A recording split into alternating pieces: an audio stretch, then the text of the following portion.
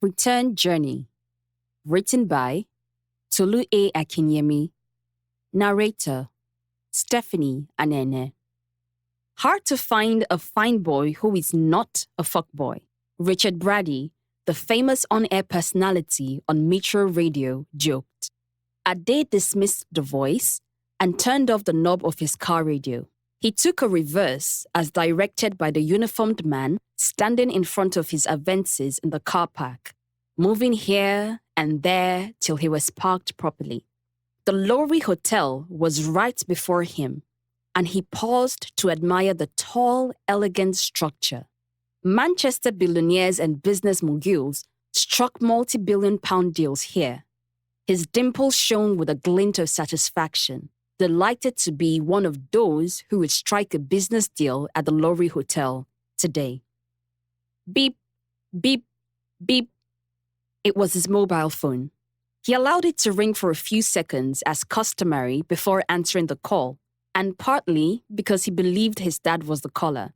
A few minutes earlier, he was in a gentle scuffle with him on the phone over the topic he dreaded to discuss with his parents the most. Son, when will you stop philandering with women and settle down? His father had queried. Your mother and I are not getting any younger. He believed he had already given his father a piece of his mind, so he let the call ring through till it ended before heading out of his car for the magnificent building.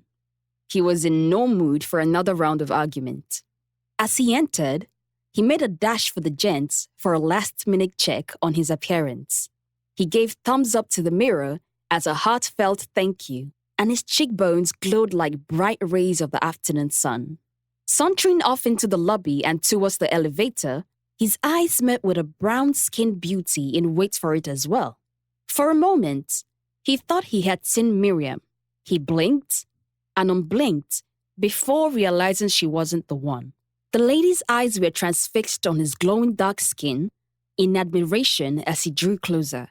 She lifted her eyes to his head, observing his clean skin cut, and then to his mustache. He mouthed a good morning, taking a stand by her, but rather than getting a reply, he got a silent whoosh and a suck of air into her mouth as if she was imagining having a romantic moment with him. The pinkness of his lips had her thrilled. Such incidents no longer amused him. He got advances from women, old and young, on a daily basis. Sometimes, he seized the opportunity to catch a fish. Other times, like today, he let it go. The elevator opened and they walked in quietly, trying hard not to look into each other's eyes. Her eyes lowered to his jacket pockets as she spotted bright lights flashing through. It was his phone, vibrating, but several seconds after, he was yet to make a move to pull it out. You've got a call, she said curiously.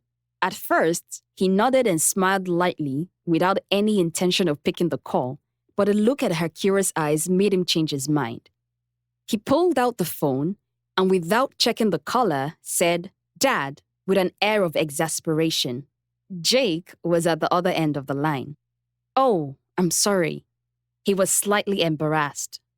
Jake was checking in to see if the meeting would start in 30 minutes as planned, and to be sure Ade was not one who worked on the African time.